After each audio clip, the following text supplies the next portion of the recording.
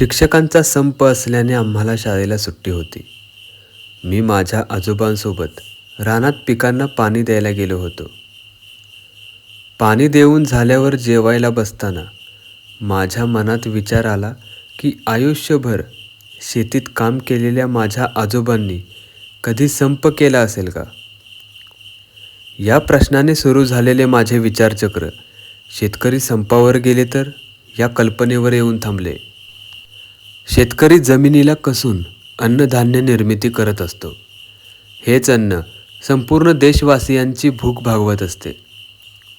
जमीन, हवा, पाणी, झाडे, सूर्यप्रकाश, जनावरे, कीटक अशा निसर्गातील सर्व घटकांना एकत्रित बांधणारा मनुष्य म्हणजे शेतकरी. हा शेतकरी संपावर गेला तर इतर लोकांची अन्नधान्याची समस्या निर्माण झाल्यावाचून राहणार नाही. पूर्वीपासून इतिहासात शेतकरी हा घटक महत्त्वाचा ठरलेला आहे. शरीर चालवण्यासाठी अन्न आवश्यक आहे व त्यासाठी शेतकीय ज्ञान असणे गरजेचे आहे. बियाणांच्या पेरणीपासून ते पिकांच्या काढणीपर्यंत सर्व कामांचे ज्ञान व व्यवस्थापन गरजेचे आहे. शेतकरी संपावर गेल्यास अन्नधान्य निर्मिती प्रक्रियेत खंड पडेल. शेतकरी संपावर गेला तर त्याच्यासाठी ते खूप फायदेशीर ठरेल.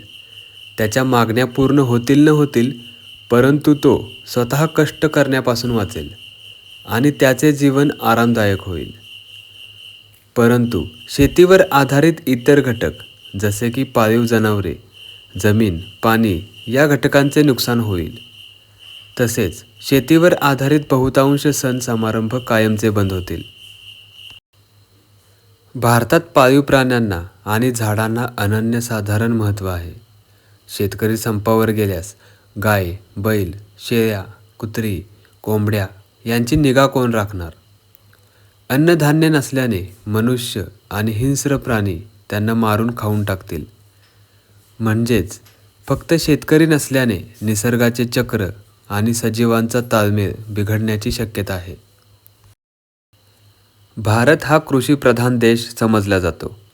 या देशात फक्त अन्नासाठी जिवंत राहण्याची गरज कधीच निर्माण झाली नाही. शेतकी पाया मजबूत असल्याने भारतीय संस्कृतीत कला, क्रीडा, अध्यात्म अशा गोष्टी विकसित होऊ शकल्या आणि मनुष्य जीवनाचा खऱ्या अर्थाने विकास या भूमीत शक्य झाला. शेतकरी संपावर गेल्यास हजारो वर्षांच्या कृषी संस्कृतीस तडा जाऊन मनुष्य जीवनाचा विकास ठप्प होऊ शकतो. आपल्या भारत देशात हजारो वर्षांपासून शेती संस्कृती आहे. या शेतीवरच आधारित अशी जीवनशैली इथल्या लोकांची आहे. सध्या लोक वेगवेगळी कामं करत असली तरी या भूमीत राहून शेतीची ओढ नाही असा एकही व्यक्ती सापडणार नाही. शेतीने निसर्गाशी जवळीक साधणारा अत्यंत सहज आणि सरळ व्यक्ती म्हणजे शेतकरी.